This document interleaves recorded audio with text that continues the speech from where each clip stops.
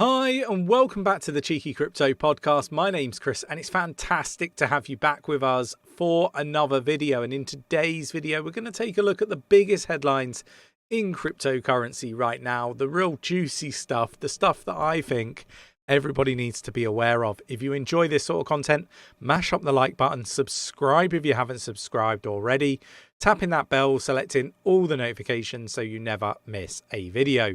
Right. Let's get down to the desktop.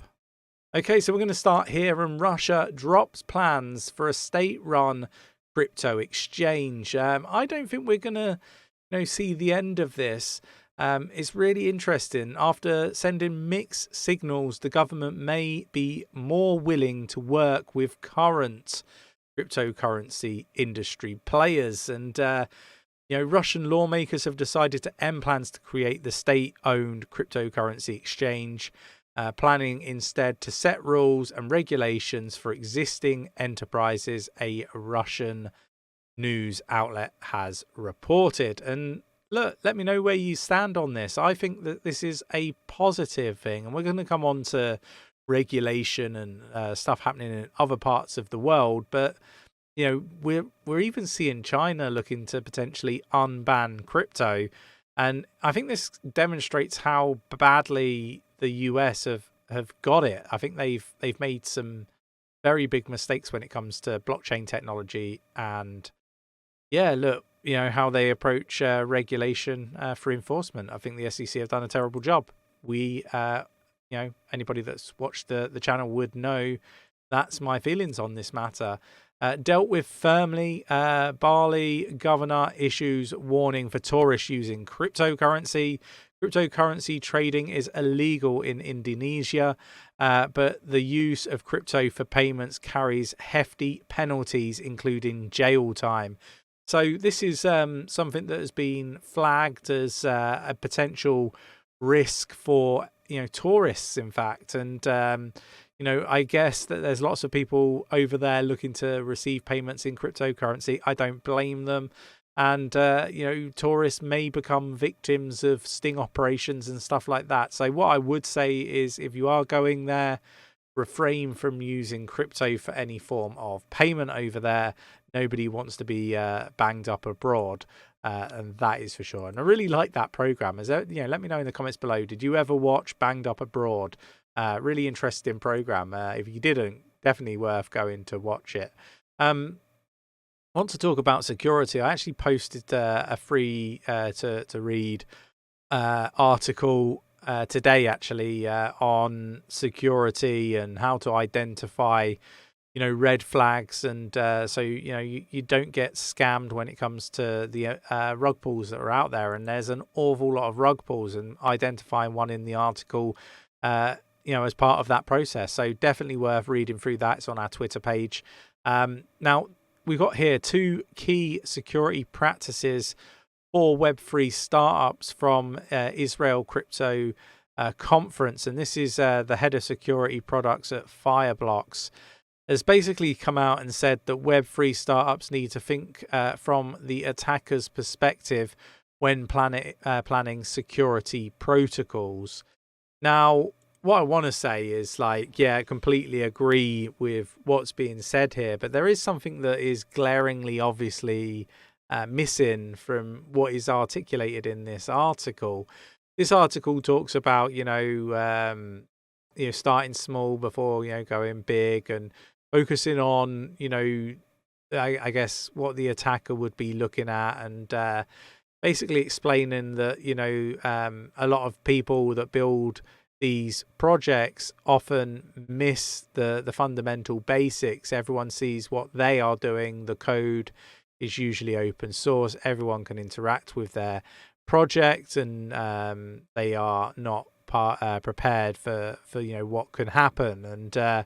And stresses the need for frameworks and products that help hit them from the ground running in terms of security. Maybe there's something that can be done from a company like this, that's heavily integrated in the the security aspect of things with Fireblocks. Maybe Fireblocks can put some frameworks together. But start small. Don't hold off until later. The attacker is watching you, and the attacker is waiting for you. Is kind of the message here. But what's glaringly missing for me is the fact that there's other protocols that can be utilized. Lossless is a prime example. These hacks don't need to actually result in any loss of capital. If you have lossless, then you're going to get your capital back. And I think that these things are stuff that should be basics and should be part of setting up your project.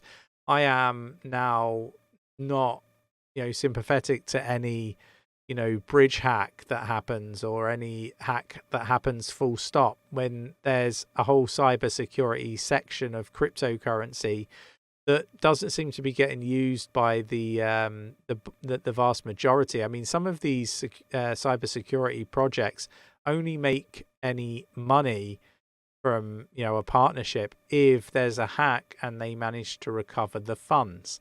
And I think that is money well spent. I would rather recover 95% of funds and give 5% away to lossless than to potentially lose 100% of it and get none of it back, and all the retail investors lose. For me, we need to hold ourselves to a better level, and I think these practices should be standard. So I agree with this, but I still think that there's more that can be done. The EU is watching your wallet, but still beats the US for crypto. So yeah, this is an article, really interesting one. I'm going to drop all of these in our Discord for you to read through at your leisure. But yeah, look, EU are monitoring all the wallets now that are not necessarily European wallets. If you conduct any transactions in and out of Europe, then the chances are your wallet is going to be getting tracked by the government there and the regulators. So look, I kind of feel like we need to be aware of this. I don't particularly like this aspect of things. I think there needs to be far more privacy. But the talk is that it's still far better from a European standpoint than it is an American standpoint. At least they've still got crypto, and they'll still be able to do everything freely. This is a fantastic article. I encourage everybody in the Discord to read it. I'm just literally going to skirt over it. And I align with what's being put in here. I do think that it's still better than the US. Let me know your thoughts and opinions in the comments below. I think the US are going to see an exodus of companies leaving to go somewhere where they're embraced. Major Bitcoin whales abandoning crypto exchanges. This is something Nick's been talking about for a long time. He's been talking about whales obviously not buying and selling off, and liquidity is being generated for these big wallets to exit. But it's interesting that they're abandoning exchanges. Are they expecting more problems for exchanges? Potentially. Turns out it's pretty difficult to get insurance for crypto users and platforms. Crypto insurance providers will typically assess at least 2,000 variables across 20 risk areas before they even consider insuring a platform, according to insurance executives. And again, this is another fantastic article. And what I would say is, the fact that there's still problems with scams and rug pulls and this sort of stuff. Insurance is something that's definitely needed in the space. But again, insurance companies will be here to make money.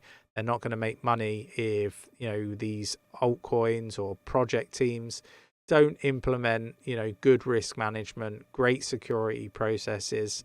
I think that, if they, are utilizing something like lossless, then the likelihood is they're more likely to get insurance than not. And this is why we're seeing a lot of exchanges starting up, insurance pools of their own.